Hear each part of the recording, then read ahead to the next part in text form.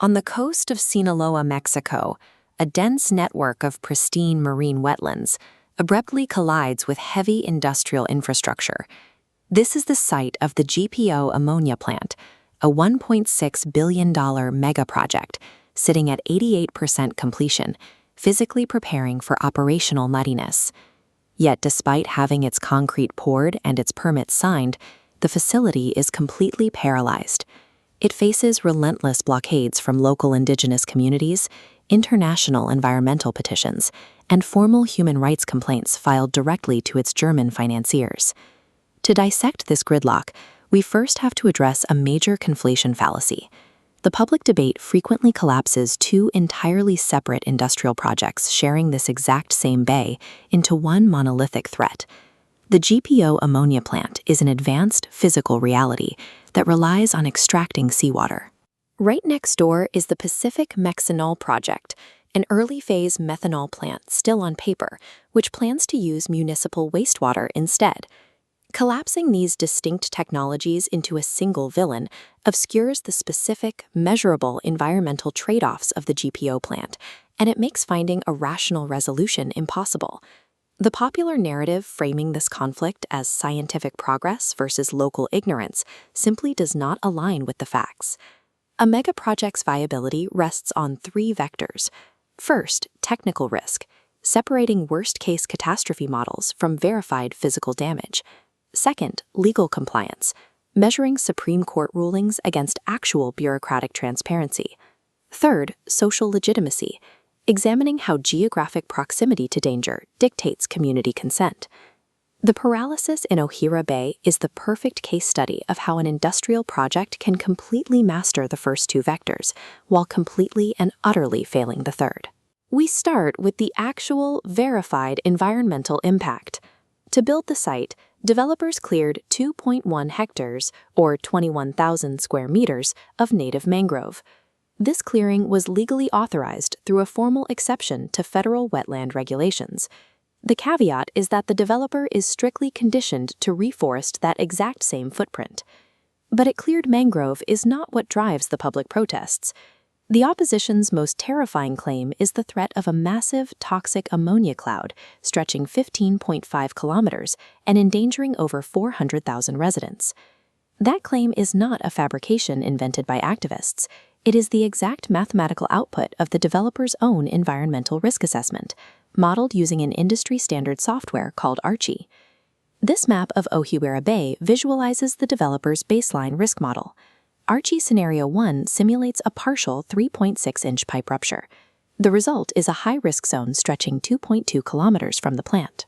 Archie Scenario 2 escalates the variable, modeling a 9-inch impact rupture. The high-risk zone immediately pushes out to 8.2 kilometers. Scenario 3 is the worst-case event. It models a total pipe rupture leaking continuously for 5 minutes, generating the massive 15.3-kilometer high-risk radius cited by the opposition. This creates a probabilistic paradox. Regulatory frameworks force developers to model these catastrophic worst-case scenarios to guarantee proper safety planning, even if the events are statistically highly improbable. But those models leak into the public domain. The opposition adopts the low-probability model as a deterministic prediction of everyday operations. The developer responds by marketing the plant as perfectly safe. They lock themselves into two incompatible realities. You see the exact same logic applied to the region's moderate seismic risk. Geologically, an earthquake triggering a massive leak is a plausible scenario. Statistically, it is a highly improbable event. When probabilistic risk models are stripped of their context, they become weapons of public panic. They shut down any rational debate over the actual, mitigatable risks of the facility.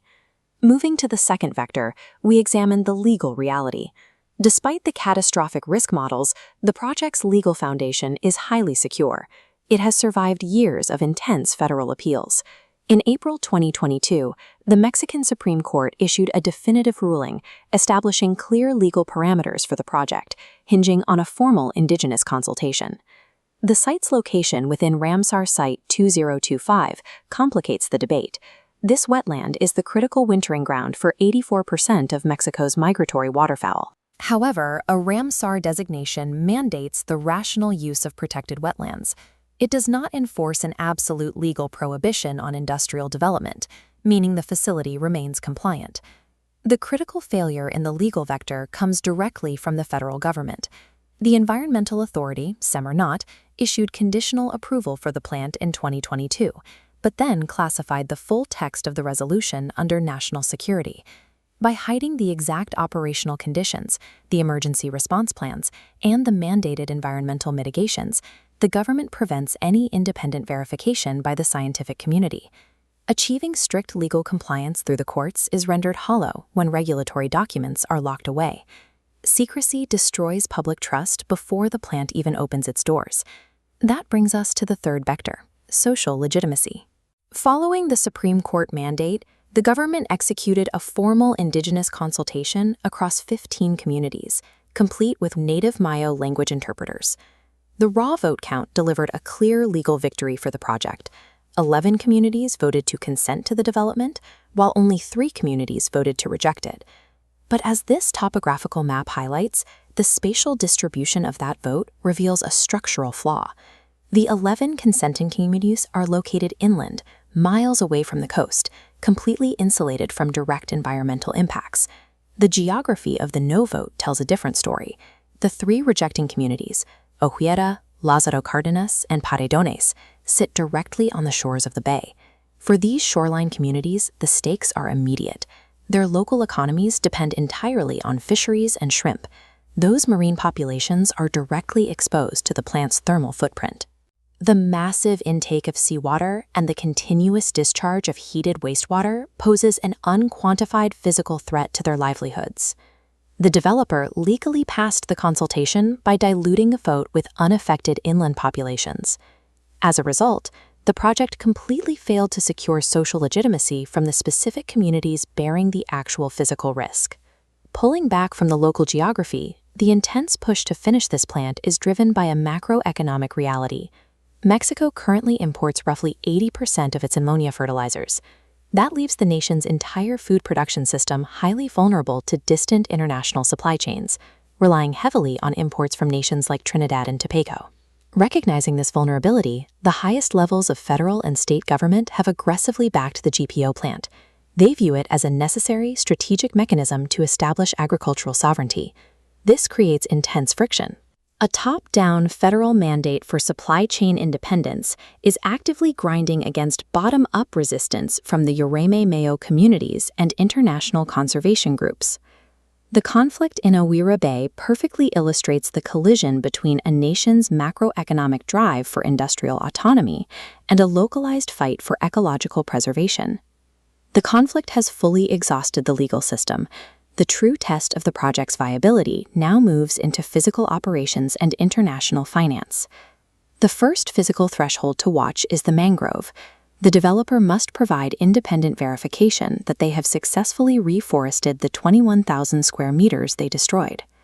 The second threshold arrives in 2027 with the initiation of pre-operational testing. This phase requires rigorous, independent monitoring of bay water temperatures and shrimp larvae populations to prove the plant's safety. The final threshold is financial. The state-owned German banking consortium backing the project, KfW, is currently reviewing the formal complaints filed by the indigenous opposition. If international financiers withdraw their capital due to human rights or ecological friction, the project could halt faster than any local court order could manage. The gridlock in Sinaloa establishes a practical reality for modern development. Advanced engineering models and definitive Supreme Court victories are entirely insufficient if a project lacks geographic social legitimacy and radical regulatory transparency.